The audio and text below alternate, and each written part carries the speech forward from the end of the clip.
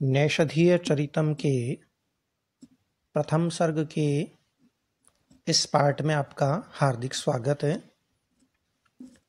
7वां और 8वें श्लोक को समझेंगे, हम उसका अध्ययन करेंगे।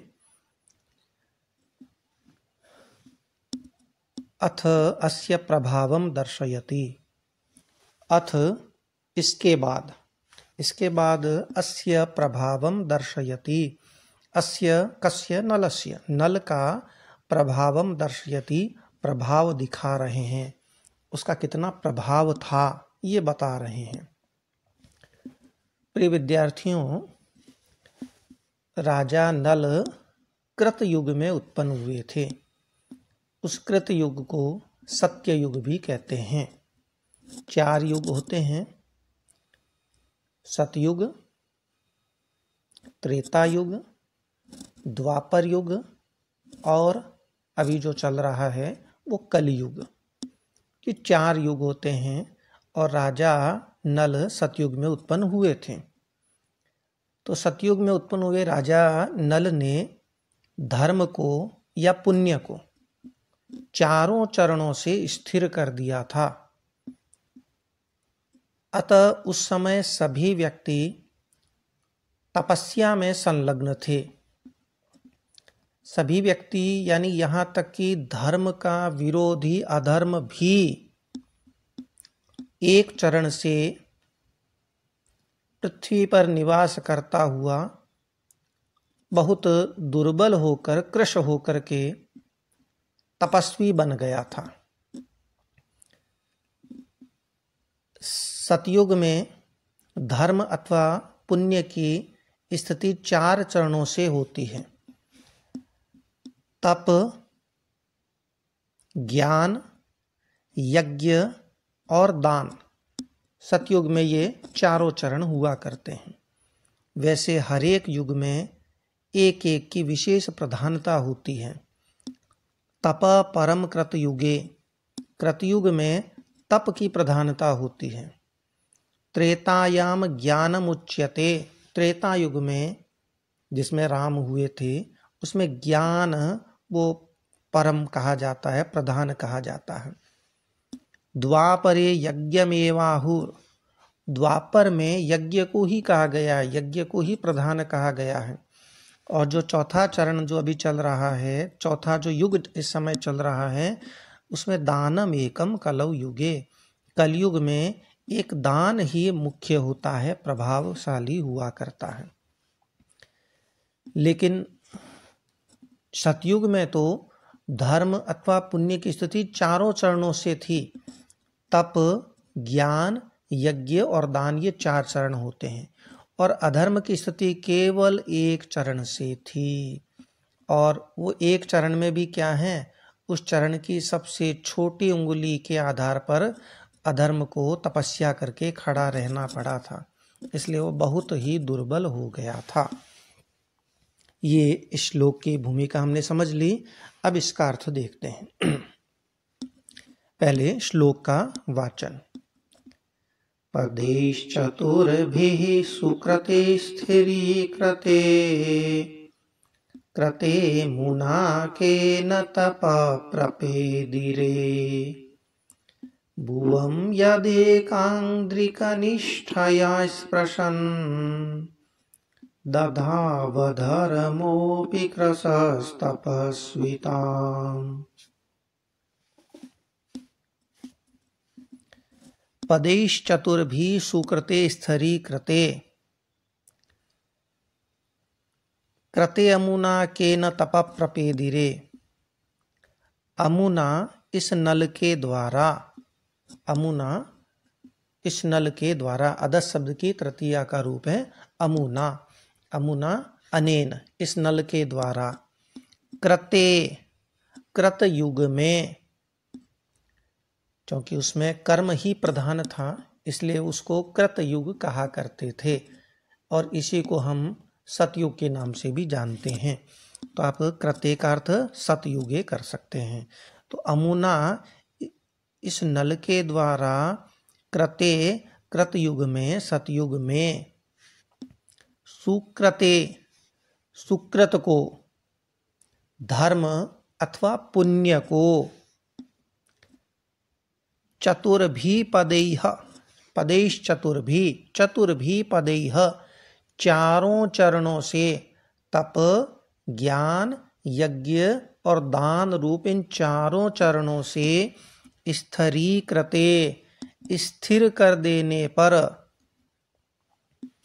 स्थिर कर देने पर, के न तप प्रपेदिरे, के मने कौन, कौन तपः तपस्या में न प्रपेदिरे प्रवृत्त नहीं हुए, कौन तपस्या को प्राप्त नहीं हुए, किसने तपस्या नहीं की। अमुना इस नल के द्वारा कृते कृत युग में सुकृते सुकृत को, पुण्य अथवा धर्म को, चतुर्भी पदैः तप, ज्ञान, यज्ञ और दान इन चारों चरणों से स्थिरीकृते, स्थिर कर दिए जाने पर, सुदृढ़ कर दिए जाने पर, के न तप प्रपेदिरे कौन तपस्या को प्राप्त नहीं हुए, यानी सभी तपस्या करने लगे। आगे कहते हैं भुवम यदेकांध्री कनिष्ठया स्पृशन दधौ अधर्मो अपि कृशस्तपस्विताम। यत, यत जो, जो संधि विच्छेद यहाँ कीजिए, दधौ अधर्मः अपि, पहले होगा दधौ फिर अधर्मः और उसके बाद है अपि। दधौ और अधर्म यहाँ अयादि संधि हुई है।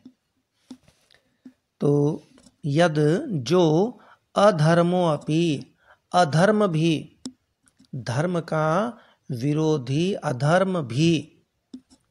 अब यहाँ एक बात हम कह सकते हैं कि जब अधर्म भी तपस्या को प्राप्त हो गया, राजा नल के समय में अधर्म भी धर्म में आसक्त हो गया, तो एक दूसरा अर्थ हमारे सामने आता है, फिर अन्य लोगों का तो कहना ही क्या, है ना, अन्य लोगों का कहना ही क्या, यानी सभी लोग धर्म में आसक्त होकर तपस्या में संलग्न थे, तो ये कहना ही क्या अन्य लोगों का। इस कैमुत्य न्याय के अनुसार एक दूसरा अर्थ हमारे सामने आता है कि सभी लोग तपस्या में संलग्न थे। तो ये जो दूसरा अर्थ आता है, तो ये अर्थापत्ति नामक अलंकार अपने आप बन गया। दूसरा यहाँ कृते और कृते की आवृत्ति हुई है और अर्थ हर बार अलग अलग है। यहाँ कृते का अर्थ है सतयुग में, यहाँ कृते का अर्थ है कर दिए जाने पर, और यहाँ सुकृत है, वो कृते है वो सु के साथ आया, उसका अंश है, इसलिए उसका अलग से कोई अर्थ नहीं है। तो अर्थ हो और अलग अलग अर्थ हो और उसी क्रम से आवृत्ति हो तो यमक अलंकार होता है। तो यहाँ दो अलंकार स्पष्ट हैं। अभी आगे अर्थ करते हैं। यद जो, अधर्मो अपि, अधर्म भी, कृशः, कृश होकर के, दुर्बल होकर के, कमजोर होकर के,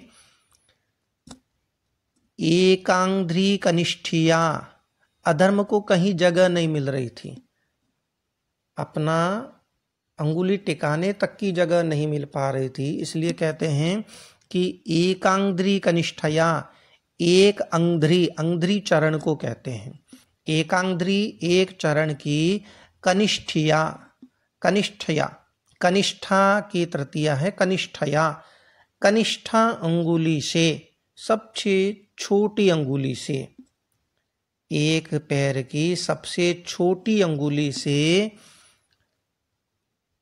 भुवम स्पृशन, भूमि को स्पर्श करता हुआ। कई लोग एक चरण पर रह करके तपस्या किया करते हैं, हमने ये देखा है कई सीरियल्स में कि लोग एक पैर पर खड़े होकर तपस्या करते हैं। लेकिन यहाँ ये जो अधर्म है इसकी बड़ी बुरी हालत है।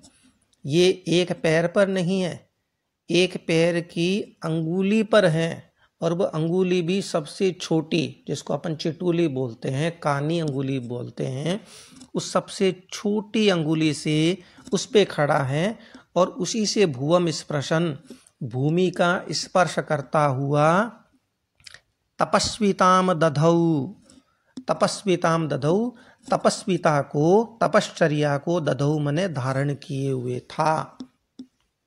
पुनः समस्त अर्थ देख लीजिए कि अमुना इस नल के द्वारा कृते, कृत युग में, सतयुग में, सुकृते धर्म अथवा पुण्य को, चतुर्भिः पदैः तप, ज्ञान, यज्ञ और दान रूप चारों चरणों से स्थिरीकृते, स्थिर कर दिए जाने पर, केन तप प्रपेदिरे, कौन तपस्या को प्राप्त नहीं हुए, यद जो, अधर्मो अपि, अधर्म भी, एकांध्री कनिष्ठया, एक चरण की कनिष्ठया सबसे छोटी अंगुली से, कानी अंगुली से, भुवम स्पृशन भूमि को स्पर्श करता हुआ,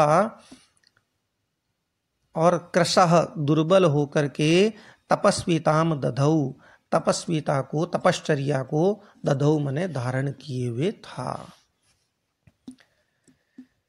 तो ये अर्थ स्पष्ट हुआ।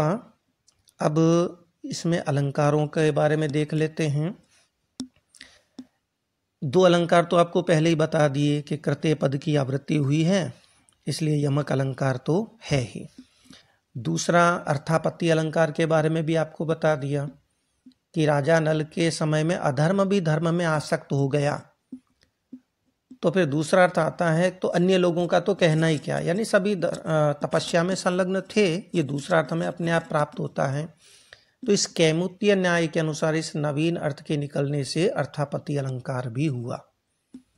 इसके अतिरिक्त अधर्म भी धार्मिक हो गया, अधर्म भी तपस्या करने लगा, धार्मिक हो गया, ऐसा वर्णन करने से विरोधाभास अलंकार की भी अनुभूति हो रही है हमें। विरोधाभास, विरोध हो रहा है, अधर्म भी धार्मिक हो गया। अब इसका परिहार कैसे किया जाए? तो मुनि दीनौ तपस्विनौ, इस कोश के अनुसार तपस्वी शब्द का अर्थ मुनि भी होता है और दीन भी होता है। तो वो दीन अवस्था को प्राप्त हो गया था, उसे कहीं जगह नहीं मिल पा रही थी, एक तरह से बेचारा हो गया था, लाचार हो गया था। तो इस विरोध का परिहार हो जाता है। तो विरोधाभास अलंकार भी है। इसके अलावा इसमें काव्यलिंग अलंकार भी है। काव्यलिंग अलंकार क्या होता है? जब किसी को हेतु के रूप में रखा जाता है। यहाँ अधर्म जो है वो भी धर्म का आचरण करने लगा, तपस्या का आचरण करने लगा। इसके हेतु में उन्होंने पहले ही वर्णन कर दिया है कि नल के द्वारा जो पुण्य है, धर्म है, उसको चारों चरणों से स्थिर कर दिया गया था, ये हेतु के रूप में। इसीलिए तो अधर्म भी धर्म का आचरण करने लगा। तो ये हेतु के रूप में वर्णन होने से काव्यलिंग अलंकार भी हो जाता है। अस्तु, आगे बढ़ते हैं।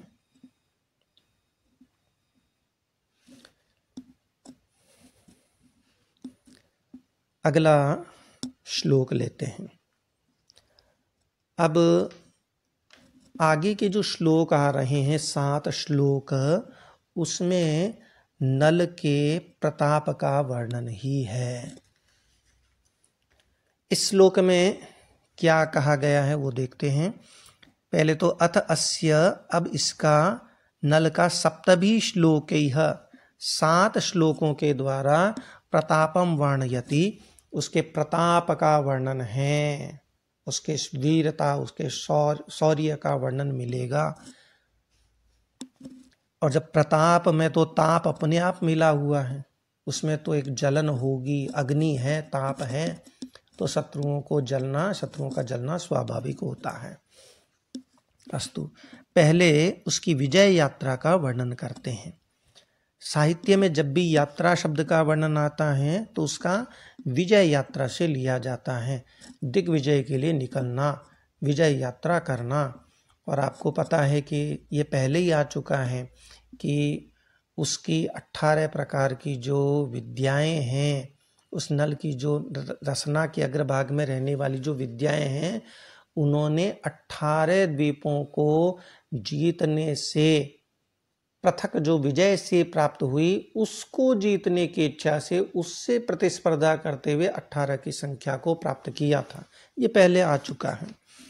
तो अब यहाँ एक नई कल्पना की गई है।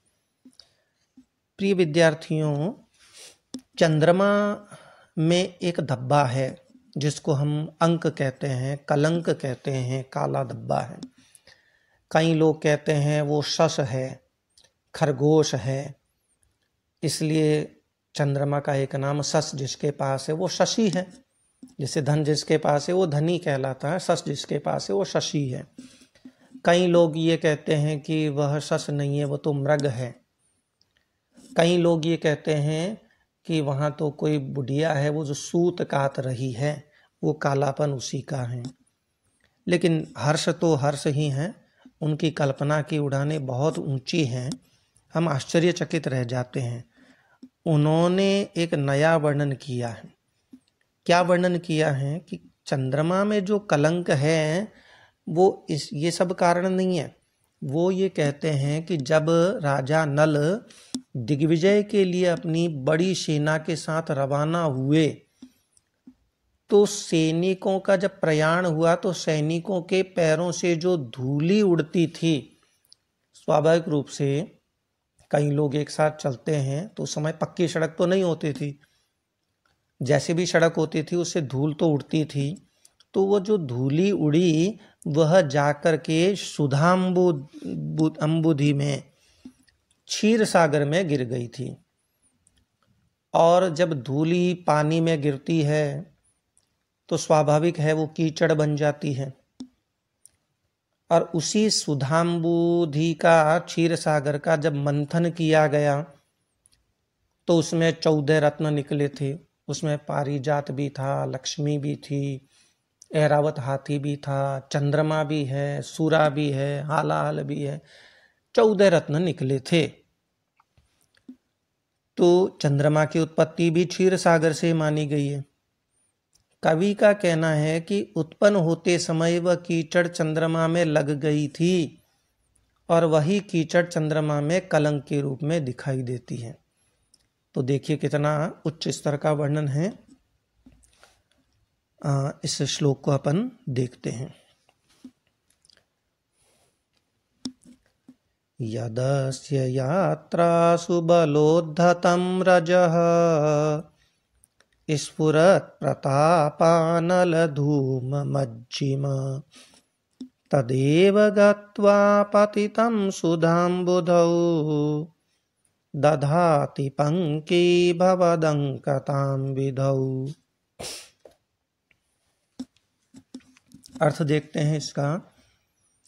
यद अस्य यात्रासु, अस्य अस्य कस्य, नलस्य, नल की, राजा नल की, यात्रासु, यात्राओं में, दिग्विजय संबंधी यात्राओं में, बलोद्धतम, बल से उड़ाई गई, बल से उड़ी हुई। बल क्या है? बल एक तो ताकत है, पर यहाँ बल का अर्थ है सेना, क्योंकि राजा का बल क्या होता है? राजा का बल होता है सैन्य। तो बल का अर्थ यहाँ सैन्य करेंगे कि सेनाओं द्वारा उद्धतम मने उड़ाई गई, सेनाओं में सैनिकों के चरणों से ऊपर की ओर उड़ी गई, उड़ी हुई, रजह, धूल, जो धूल है, और वो धूल कैसी है? स्फुरत प्रतापानल धूम मज्जिम, उपमा अलंकार भी है कि स्फुरत प्रतापानल धूम मज्जिम। स्फुरत, मज्जिम का अर्थ है मनोहर, धूम मज्जिमा, धुएं के समान मनोहर। तो समान अर्थ छिपा हुआ आ रहा है, तो उपमा अलंकार भी यहाँ हो ही रहा है। पूरा अर्थ होगा कि स्फुरत प्रतापानल धूम मज्जिमा। स्फुरत जलते हुए यानी दैदीप्यमान, जो प्रतापानल है, प्रताप रूपी अनल है, प्रताप रूपी जो अग्नि है। तो यहाँ नल के प्रताप में अग्नि का आरोप किया गया है। रूपक अलंकार स्पष्ट ही है। तो स्फुरत प्रतापानल धूम मज्जिमा, स्फुरत जलती हुई अर्थात दैदीप्यमान जो प्रतापानल है, प्रताप रूपी अग्नि है, उस अग्नि के धूम मज्जिमा, धुएं के समान, मंजिम, मंजिम यानी सुंदर, मंजुलता से युक्त सुंदर, मंजिम। सुंदर कौन? सुंदर क्या है वो? यद रजह, जो रज है, जो रज थी, जो धूली थी, तदेव वही धूली। वही धूली कौन सी? जो यात्राओं में बल के द्वारा, सैन्य के द्वारा उड़ाई गई थी और जो इस जलते हुए प्रताप रूपी अग्नि के धुएं के समान मंजिम हैं, सुंदर हैं। तदेव वही रज, वही धूली, गत्वा जाकर के, उड़ कर के, वही धूली जाकर के सुधाम्बुधौ, सुधाम्बुधौ सुधा के समुद्र में, अमृत के समुद्र में, जहाँ से अमृत निकला था, यानी क्षीर सागर, अम्बुधि समुद्र को कहते हैं। सुधाम्बुधि, सुधा शब्द यहाँ सार्थक है, इसलिए परिकर अलंकार भी बन जाता है कि सुधा के सागर से, क्षीर सागर में, पतितम मने गिरी हुई, इसलिए पंकी भवत, पंक बनती हुई, पंकी भवत पंक बनती हुई, कीचड़ बनती हुई, विधौ। अब यहाँ विधौ सप्तमी का रूप है। विधि का भी सप्तमी का रूप विधौ होता है और विधु का भी सप्तमी का रूप विधौ ही होता है। विधि तो विधाता को कहते हैं, वो इकारांत शब्द है, और जो विधु है वो चंद्रमा को कहते हैं, वो उकारांत है। आपको पता होगा कि हरि की सप्तमी जो इकारांत है, हरि शब्द, उसकी सप्तमी भी हरऊ बनती है, और भानु जो उकारांत शब्द है उसकी सप्तमी भी भानऊ, औ के रूप में आती है। तो खैर यहाँ विधौ, विधु शब्द होगा। विधु यानी चंद्रमा। चंद्रमा में वह क्या है? अंकताम दधाती, अंकता को धारण कर रही है, कलंकता को धारण कर रही है, यानी कलंक के रूप में प्रतीत हो रही है। पुनः समस्त अर्थ देख लीजिए कि अस्य, इस नल की, यात्रासु, दिग्विजय संबंधी यात्राओं में, बलोद्धतम, सेना द्वारा उड़ाई गई, स्फुरत प्रतापानल धूम मज्जिमा, स्फुरत प्रतापानल धूम मंजिमा, दैदीप्यमान, स्फुरत यानी दैदीप्यमान, प्रज्वलित, जलती हुई, प्रतापानल प्रताप रूपी अग्नि के धूम मंजिमा, धुएं के समान मनोहर सुंदर, यद रजह, जो रज थी, जो धूली थी, तदेव वही, गत्वा जाकर के, सुधाम्बुधौ पतितम, क्षीर सागर में, पतितम मने गिर करके, और पंकी भवत, कीचड़ बनती हुई। पंक कीचड़ को कहते हैं, और पंक में ही जो जन्म लेता है कमल, उसको पंकज कहते हैं। तो पंकी भवत, कीचड़ बनती हुई, विधौ अर्थात विधु में, इंदु में, चंद्रमा में, अंकताम दधाती, अंकता को, कीचड़ को धारण करती है, कीचड़ के रूप में दिखाई देती है। तो प्रिय विद्यार्थियों, यहाँ यदि अलंकार की दृष्टि से विचार करें तो आपको पहले ही बता दिया था कि प्रताप पर अनल का अभेद आरोप है, इसलिए रूपक अलंकार है। तद्रूपकम अभेदो य उपमानोपमेयो, यह इसका लक्षण है। और यहाँ धूम के समान मंजिम है, यह अर्थ है धुएं के समान मनोहर। तो ये जो सादृश्य जो है वो लुप्त है, छिपा हुआ है, इसलिए लुप्तोपमा अलंकार भी है। उपमा अलंकार अपने आप ही हो गया। इसके अलावा उत्प्रेक्षा अलंकार भी है कि वह धूलि जो दिग्विजय यात्रा के समय राजा नल की सेना के प्रयाण से उड़ी, वह दूर जाकर के क्षीर सागर में गिर गई और उसने कीचड़ का रूप ले लिया। यह कीचड़ उत्पत्ति के समय चंद्रमा में लग गया। अतएव चंद्रमा में जो कलंक दिखाई देता है वह मानो धूलि है। इस भांति इस स्थल पर धूलि में कलंक की संभावना की गई है, इसीलिए उत्प्रेक्षा अलंकार भी बन जाता है। अस्तु, पुनर्मिलाम, तब तक के लिए धन्यवाद।